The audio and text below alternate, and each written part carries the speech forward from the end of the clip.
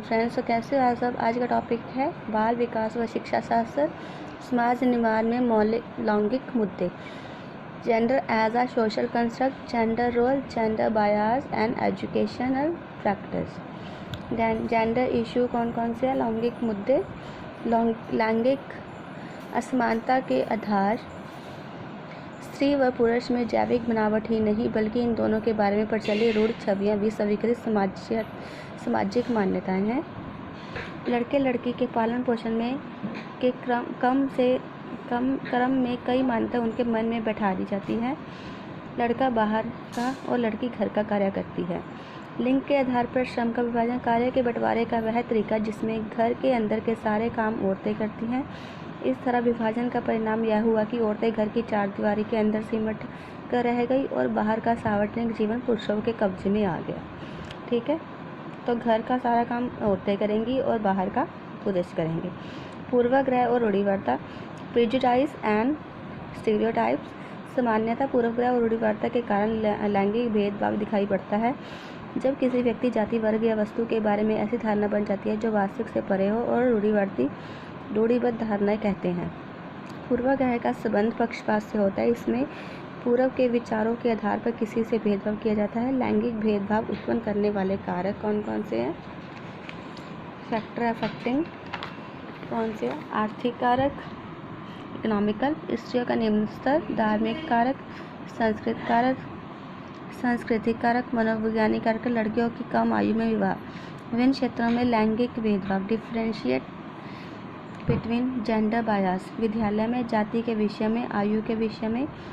ठीक है जी, तो ये जेंडर बायस है।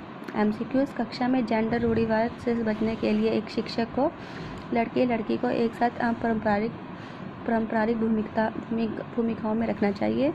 जब एक शिक्षक यह समझता है कि स्वाभाविक रूप से लड़के गणित में और लड़के अच्छे हैं तो यह दर्शाता है कि अध्यापक है जेंडर पक्षपाती।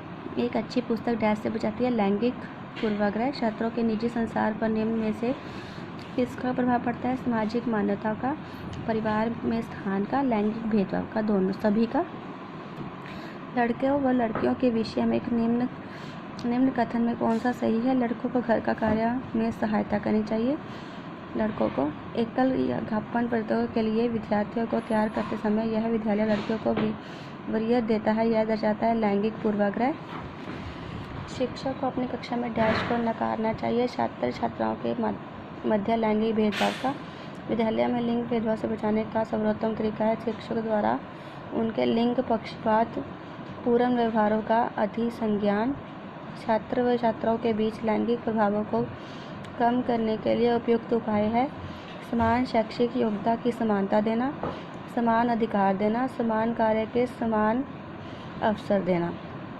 एक सहशिक्षा कक्षा में लड़कों से शिक्षक कहते हैं कि लड़के बनो, लड़कियों जैसा व्यवहार मत करो। यह टिप्पणी है लड़कियों लड़कियों के भेदभाव व रूढ़िवाद धारणा प्रकट करती है। पुरुष स्त्रियों की अपेक्षा अधिक बुद्धिमान होते हैं। यह कथन है लैंगिक पूर्वाग्रह को प्रदर्शित करता है।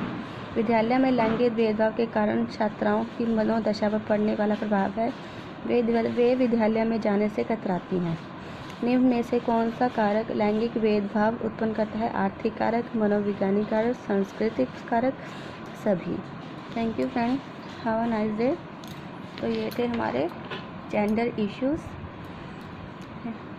मतलब लड़की घर के अंदर काम करती है और लड़का घर के बाहर, उन दोनों में जेंडर इश्यूज़ चलते रहते हैं। ठीक है जी, thank you, have a nice day.